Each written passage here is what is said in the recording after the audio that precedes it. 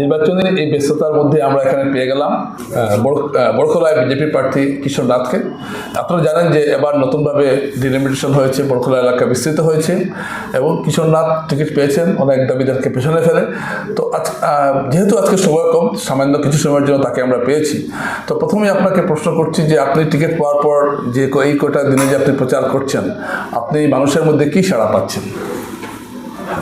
ভালো প্রশ্ন করেছেন। সেটা মানুষের মধ্যে, জনগণের মধ্যে গিয়ে আমি ভালো সাড়া পাচ্ছি, যেটা ইতিমধ্যে আপনারা সকলেই দেখেছেন। কালকেই একটা মিটিং ছিল আমার চাতলা মণ্ডলে, ওখানে সকাল থেকে বিকাল পর্যন্ত আমরা কালকে প্রায় 10-11টা মিটিং করেছি, সভা করেছি।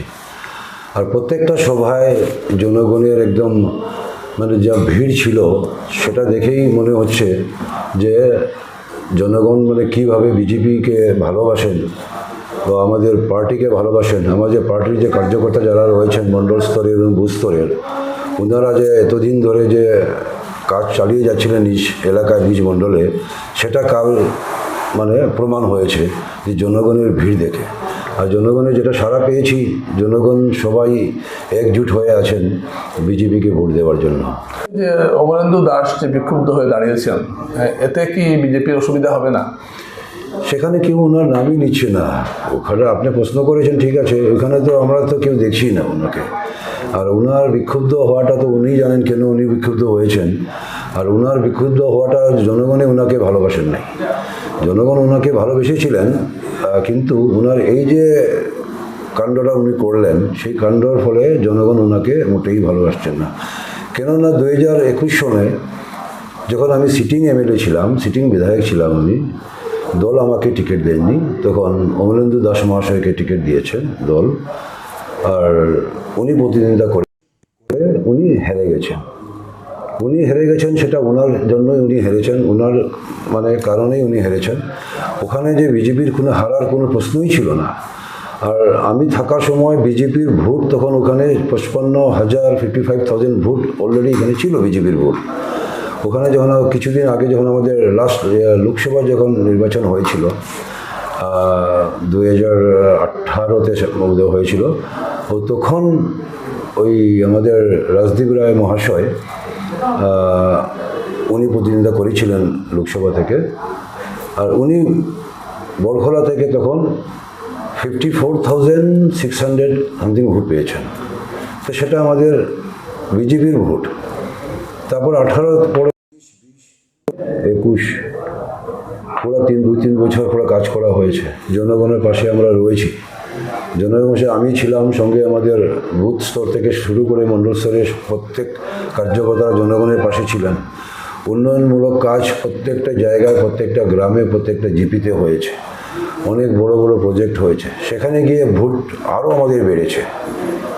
কিন্তু এত ভোট আমাদের নিজস্ব ভোট ছিল, আমাদের পার্টি ভোট। আমি থাকার সময় সেটা আমাদের পার্টির ভোট ছিলই তখন।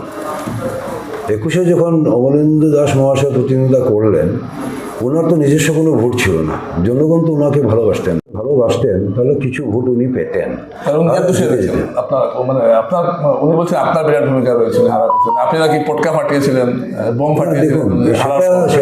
সেটা ওনাদের কথা, কে কি বলে ওনাদের কথায় আমি কোনো পাত্তাই দিই না। সেগুলো মিথ্যা কথা বলে রেজাল্ট আউট হয়েছে যে না, বাড়ির উল্টা পাশে ওখানে একটা বিয়া হচ্ছিল। বিয়া বাড়ি বরযাত্রী এসছে, বরযাত্রীরা বোম ফুটিয়েছে, ফটাকা ফুটিয়েছে। আর কার বাড়িতে যে বিয়ে হয়েছে সেই ডেটে কোন সময় সেটা যদি লাগেন, সেটার প্রমাণও দিয়ে দিচ্ছি। কার বাড়িতে কার বিয়ে হয়েছিল আর বরযাত্রী কখন এসছিল। বরযাত্রী এসছে ওই সময় আমি তো বলতে পারি না যে আপনারা ফটাকা ফোটাবেন না। কখন বরযাত্রী এসে ফটাকা ফুটেছে পড়া ওনারা বলে দিয়েছেন আমার বাড়ির সামনে আমি ফটাকা ফুটিয়েছি। অমলেন্দু দাস মহাশয়ের ওনার যে চিন্তাধারা, এত ছোট চিন্তাধারা। না শুনুন না, ওনার চিন্তাধারা এত ছোট, এত নিজ স্তরে চিন্তাধারা। এই চিন্তাধারা করে উনি বলেছেন যে ফটাকা ফাটিয়ে বলেছি। আমি কোনোদিন আগে আমি শুনেছি কথাগুলো, কিন্তু এইগুলো আমি ভাবিনি যে কথাগুলো কোনো উত্তর দিতে লাগবে বলে। আমি করি নাই, বলছে কেউ বলুক বলে আমি ছেড়ে দিয়েছি। কিন্তু এখন দেখতে পাচ্ছি, এখন নির্বাচন এসছে, আমি নির্বাচন প্রতিদ্বন্দ্বিতা করছি, ওনারাই সেই সব কথা তুলে ধরছেন। তো যদি তুলে ধরছেন, আপনি আমাকে জিজ্ঞেস করছেন, তাই আমি বলছি, কিন্তু নাহলে আমি বলতেই যেতাম না এগুলো কথা। কেন আমি যদি কিছু পড়ে থাকি তাহলে এটাতে আমি বলবো। কেউ মিথ্যা বলে সেটার আমার মানে সময় নেই যে ওইটা মিথ্যা, ওনার ভাই, ওনাকে আপনার ভাই নাকে গেট আউট করেছে। না, সেটাও আমি শুনেছি কিছুদিন আগে।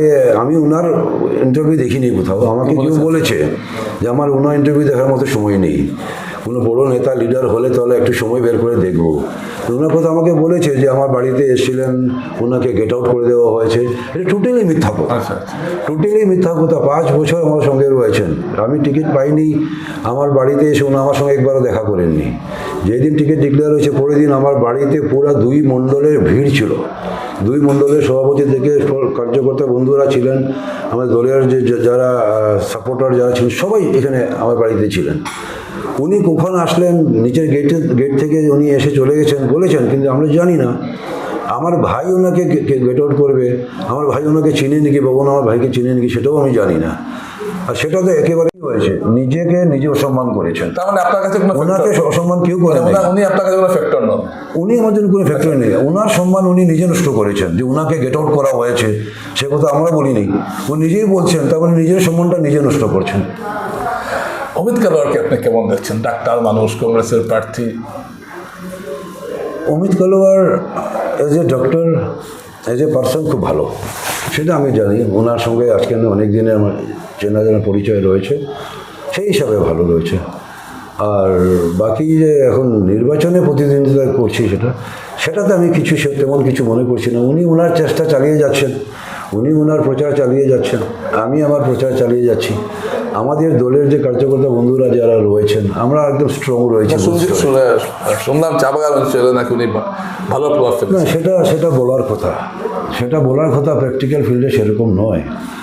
চা বাগান অঞ্চলে তো আমি কয়েকদিন 2 বছর ধরে আমি ঘুরে বেড়াচ্ছি। কালকের রিপোর্টও রয়েছে, গতকালকের রিপোর্টও রয়েছে, চা বাগানে সেরকম কোনো কিছু নয়। কেউ যদি যান সেখানে, একজন জেন্টলম্যান, উনি ডক্টর একজন পেশাতে, ওই হিসাবে লোকজন ওনার কাছে গিয়ে কথা বলে, তার মানে এটা নয় যে জনগণ ওনাকে ভোট দেবেন। ভোট দেওয়ার সময় জনগণ বিজেপির প্রতীক চিহ্নেই, পদ্মফুলের প্রতীক চিহ্নেই ভোট দেবেন। কেননা বিজেপি যে জনগণের জন্য কাজ করে এসছে, জনগণ ওই আগের মতো নয়। ওনারা সজাগ হয়েছেন, ওনারা জাগ্রত হয়েছেন, ওনারা জানেন যে কার দ্বারা সাহায্য পাচ্ছেন। আমাদের ভারতের প্রধানমন্ত্রী মাননীয় নরেন্দ্র মোদীজির ওনার স্কিম, আমাদের আসামের মুখ্যমন্ত্রী ডক্টর হিমন্ত বিশ্ব শর্মা মহোদয়, ওনার স্কিমগুলো যদি বলি তো অনেক লম্বা হয়ে যাবে, সেই সব ওনারা পাচ্ছেন। তাতে পেয়ে ওনারা একদম খুশি রয়েছেন। ওনারা সময়ের অপেক্ষা করছেন পদ্মফুলে ভোট দেবেন।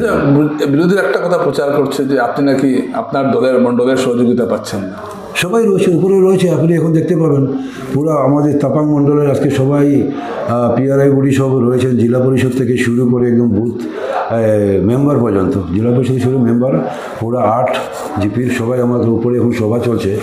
আপনি ডেকেছেন, যার জন্য 10 মিনিট আপনার সঙ্গে বেশি বসে গেছি। আপনাকে ছেড়ে আমি সেই সভাতে বসবো। ওনাদের সঙ্গে আমাদের কীভাবে আগে রণনীতি তৈরি করব সেগুলো নিয়ে আমরা কথা বলছি, আলাপ করছি। মণ্ডল 4টা রয়েছে, 4টা মণ্ডল আমার সঙ্গে রয়েছে। পুরো পিআরআই বডি 4টা সবাই রয়েছে, জনগণ আমার সঙ্গে রয়েছে। সেটাই আমি আপনার পাশে বারবার তুলে ধরছি। সেটা আপনি বাইরে গেলে একটু মাঠে যদি যান, সেটা আপনি দেখতে পাবেন যে জনগণের বা আমার দলের কার্যকর্তা বন্ধুদের আমার প্রতি কতটুকু সাপোর্ট আছে, সমর্থন আছে, সেটা আপনি দেখতে পাবেন। দর্শকরা, আমরা আলোচনা শেষ পর্যায়ে ওনার কাছে সময় নিয়েছিলাম। শেষ আপনাকে যেটা অনুরোধ করছি, আপনি আমাদের মাধ্যমে যদি বড়খোলা মানুষের কোনো বার্তা দিতে চান।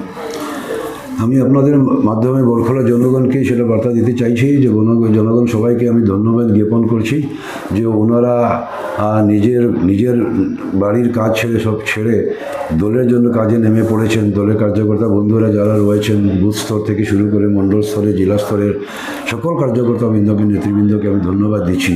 আর জনগণকেও আমি ধন্যবাদ দিচ্ছি যে ওনারা যেভাবে আমার প্রতি সমর্থন ওনারা দিচ্ছেন, আর ওনার যে ভালোবাসা আমি পাচ্ছি। গত কয়েকদিন ধরে আমি অনেক সভা সমিতি করেছি, প্রত্যেকটা সভা সমিতিতে আমি জনগণের ভালোবাসা সমর্থন আমি পাচ্ছি। সেটা আমি ওনাদের আভারী, আর আমি সেটা ওনাদের কাছে আমি ঋণী হয়ে থাকব।